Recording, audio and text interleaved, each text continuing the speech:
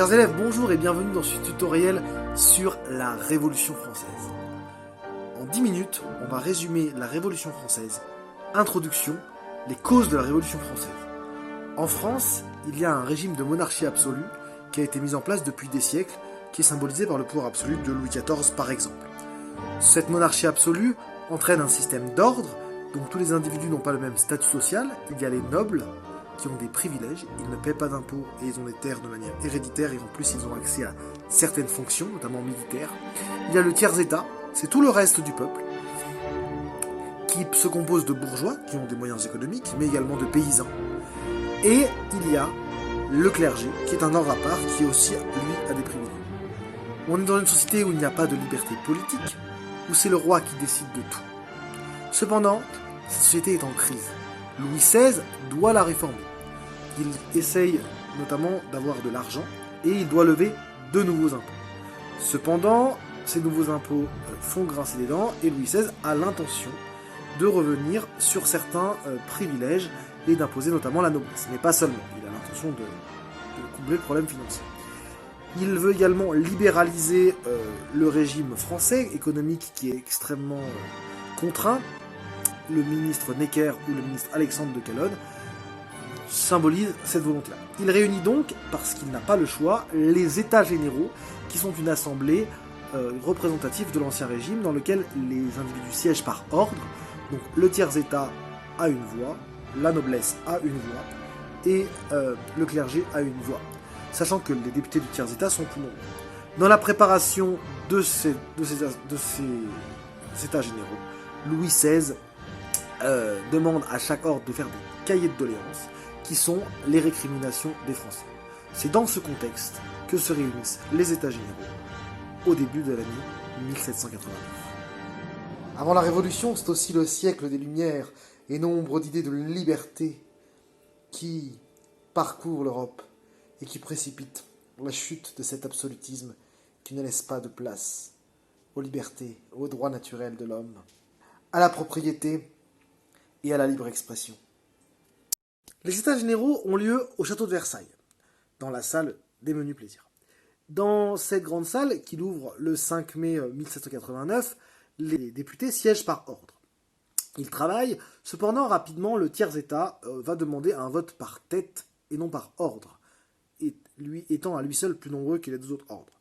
Bien sûr, Louis XVI refuse, et surtout le parti des ultras, mais progressivement, le tiers-État a décidé de ne pas se laisser faire et a se proclamer Assemblée nationale. C'est le fameux serment du jeu de paume. Lors de ce serment, le député de Paris, Bailly, monte sur une table et fait le serment, et les députés font le serment du tiers-État, font le serment de ne se quitter qu'après avoir donné à la France une constitution. Louis XVI est mis devant le fait accompli, d'autant que certains députés du clergé et même de la noblesse rallient cette cause du tiers-État, et notre ami Mirabeau a gagné son coup de force, lui qui avait dit à l'envoyé du roi « Nous sommes ici par la volonté du peuple et nous n'en sortirons que par la force des baïonnettes ». Il a réussi à faire en sorte que la légitimité du peuple, la souveraineté nationale représentée par les députés du tiers-État rejoints par les autres députés, soit l'organe de décision et que ce ne soit plus le roi qui soit l'organe de décision. Il y a donc un transfert de pouvoir du roi vers l'Assemblée nationale. C'est historique dans l'histoire de France. C'est donc l'émergence de la nation. Dans l'année 89, cela est matérialisé par d'autres événements très importants. À la suite de la proclamation de l'Assemblée nationale, la Bastille est prise par le peuple parisien et par son organe paramilitaire qui est la garde nationale. Cette garde nationale, qui va bientôt se substituer en étant la garde de l'Assemblée nationale, marque un point d'un point de vue militaire en participant à la prise de la Bastille. Et donc, c'est le symbole du pouvoir militaire du roi qui est remis en cause, mais aussi du symbole de l'absolutisme en tant que tel, puisque les prisonniers qui étaient mis en prison étaient mis sur lettre de cachet, qui était un privilège que le roi pouvait faire. À voir. Donc, remise en cause du pouvoir militaire le 14 juillet. Le 4 août, l'abolition des privilèges, où les privilèges sont abolis.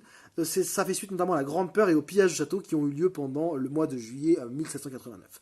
La hiérarchie sociale de l'Ancien Régime est donc remise en cause. Troisième point. La Déclaration des droits de l'homme et du citoyen, le 26 août 89, consacre donc l'ensemble des réformes qui étaient entreprises. Les citoyens naissent libres et égaux, article 1, mais également les libertés fondamentales, notamment la liberté de presse et surtout la liberté de propriété sont établies. Les privilèges sont définitivement abolis et ce qui sera le préambule de la Constitution qui fera suite, mais surtout de notre Constitution jusqu'à aujourd'hui, et donc les principes fondateurs, si vous voulez, de notre régime politique sont établis en 1789. Il en est fini de l'Ancien Régime. La situation de la France en cette année 89 n'en est pas moins chaotique. Rapidement, l'Assemblée nationale doit faire face à de nombreux défis. Pour tout d'abord, il faut mettre en place une constitution. Elle s'attelle à la mise en place d'une constitution civile du clergé dans un premier temps, car il faut régler la question religieuse. En effet, la mise en place de la constitution civile du clergé en 1790 consacre l'idée que le clergé français est soumis maintenant à l'État français et les clercs doivent prêter fidélité à l'État français et non plus au pape. Cependant, cela provoque de grands remous avec les régions catholiques qui veulent rester fidèles au pape. Après avoir réussi à soumettre le clergé, il n'en reste pas moins qu'il faut trouver une constitution pour la France. Une nouvelle assemblée est élue en 1790 avec un vote original, avec une espèce de vote censitaire où les citoyens actifs élisent des représentants qui eux-mêmes élisent l'Assemblée nationale. Ces citoyens actifs sont les personnes qui votent, qui payent des impôts ou qui ont un certain niveau de vie finalement, et donc c'est une espèce de pseudo-suffrage censitaire. Le suffrage censitaire, c'est quand seuls les riches votent. Cette assemblée élue écrit une constitution qui est votée au début de l'année 1791. La constitution prévue en 1791 par les députés prévoit néanmoins d'un pouvoir relativement limité de l'Assemblée nationale, le roi ayant un droit de veto et ayant également les pouvoirs exécutifs. Le roi, soumis par le parti ultra, refuse certaines dispositions de cette constitution et décide de prendre la fuite. Au mois de juin 1791, et part l'Autriche, il est arrêté à Varennes. La situation devient critique pour lui, il est ramené à Paris, et il n'est plus à Versailles, maintenant il est définitivement au Palais des Tuileries, qui est bien une forme de résidence dorée, dans lequel il est enfermé.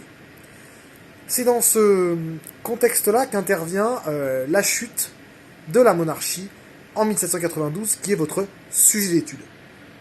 Au début de l'année 1792, la Convention nationale, qui vient d'être réélue à la suite de la Constitution de 1791, est maintenant beaucoup moins favorable à notre ami Louis XVI. D'autant plus que la France est rentrée en guerre contre l'Autriche, et donc la famille de la femme de Louis XVI, donc Marie-Antoinette.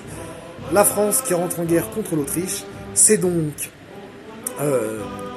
une difficulté pour le roi. Les Parisiens, menés par les sans-culottes, envahissent le palais des Tuileries le 10 août 1792 et les gardes suisses sont en difficulté pour défendre le roi. Le palais des Tuileries est donc pris par les Parisiens qui battent militairement les gardes suisses qui protégeaient le roi. Le roi tente de se réfugier à l'Assemblée nationale et demande la protection de l'Assemblée nationale. Cependant, celle-ci, sous la pression du peuple parisien, choisit de mener le roi à la prison du Temple, dans laquelle il restera jusqu'à sa mise à mort le 21 janvier 1793. La Révolution entre progressivement dans une nouvelle phase, vous l'avez compris. En effet, les députés girondins qui ont mené la guerre contre l'Autriche n'arrivent pas à calmer cette fuite en avant dans la violence et ils sont pris de court au début de l'année 1793 et même éliminés par leurs opposants qu'on appelle les montagnards parce qu'ils siègent en haut à gauche de l'Assemblée nationale et éliminés lors des journées de juin 1793. On rentre pleinement dans la terreur où les révolutionnaires, après avoir éliminé le roi, s'éliminent entre eux. Les montagnards votent en septembre 1793 la loi des suspects et mettent en place un régime d'exception dans lequel les libertés sont relativement abolies et les opposants supprimés. La guillotine tourne à plein régime à place de la Convention à Paris. Et les montagnards en arrivent même à s'éliminer entre eux. Danton, montagnard de choc, est éliminé au début de l'année 1794.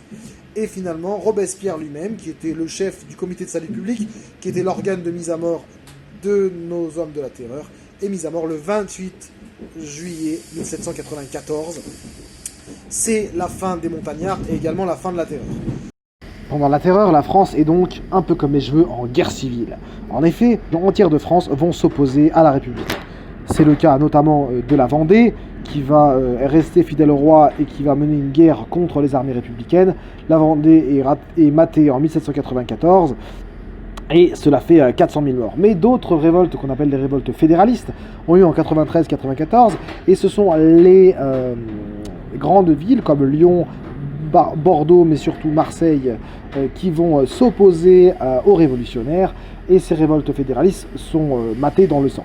À l'extérieur, la France fait une guerre terrible à toutes les puissances européennes, et paradoxalement, la France gagne.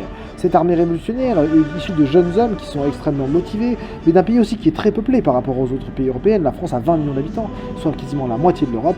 La France gagne de nombreuses batailles et pénètre dans les pays voisins. Puissance qui sera amplifiée sous le Directoire et qui permettra, on le verra tout à l'heure, l'ascension de notre cher Napoléon. S'ensuit un nouveau régime politique, le Directoire. Le Directoire promeut une position intermédiaire entre les royalistes qui veulent le retour du roi, mais également les révolutionnaires proches des montagnards qui veulent un régime, une république des sans-culottes. Cette république bourgeoise qui remet en avant la propriété est modérée. Il y a une nouvelle constitution est votée en 1795. Elle établit un régime original, le Directoire, avec deux conseils, le conseil des anciens et le conseil des 500. On met deux chambres pour éviter le pouvoir absolu d'une seule chambre qui a conduit à la terreur, à savoir la Convention. Mais on met également en place des directeurs qui ont le pouvoir exécutif et qui sont renouvelables un par an et qui sont 5, ce qui limite, on va dire, les envies trop révolutionnaires. En 1799, ce régime original est démis par le coup d'État de Napoléon. Ce dernier remplace le Directoire en mettant en place un consulat. Il est consul avec deux autres personnes, mais progressivement c'est un pouvoir individuel qui s'installe avec la prise de pouvoir personnelle de Napoléon. Il rétablit le suffrage universel qui avait été supprimé pendant le Directoire, qui avait remis un suffrage censitaire, avec seuls les riches qui votent, mais Napoléon, en rétablissant le suffrage universel, supprime les libertés individuelles. En effet, les plébiscites sont des accords truqués, des desiderata, donc des désirs de Napoléon. Napoléon déclare donc la révolution close, mais en garde un certain nombre d'acquis. En effet, Napoléon inscrit dans le code civil un certain nombre d'acquis révolutionnaires. Il reprend les principes de 1789, droit à la propriété, égalité entre les citoyens, abolition des privilèges. Par ailleurs, Napoléon entreprend une extension de la révolution dans toute l'Europe et impose aux républiques sœurs, qui sont en fait les zones envahies notamment par Napoléon, un code civil. Il vainc toute l'Europe et soumet les États voisins, notamment l'Autriche-Hongrie, le Royaume de Prusse, et s'allie même avec les Russes. Cependant, en 1813, les hostilités reprennent. Napoléon, lors de la campagne de Russie, est battu. En 1814, il doit céder le pouvoir et il s'en va. Il en est fini Napoléon. Il reviendra épisodiquement pendant 100 jours en 1815, mais le régime napoléonien est terminé. Le régime suivant est la Restauration. Il n'est plus dans notre programme, mais la Restauration n'est pas un retour à l'Ancien Régime. Si le frère de Louis XVI, Louis XVIII, revient au pouvoir, il octroie une charte qui maintient les principes de 1789 et qui maintient les privilèges abolis. Également une représentation à l'Assemblée. Bref, c'est une république, c'est une monarchie constitutionnelle qui se met en place. L'Ancien Régime ne reviendra pas. Les acquis révolutionnaires les plus importants tiendront jusqu'à nous aujourd'hui. Voilà pour ce chapitre sur la Révolution en 10 minutes.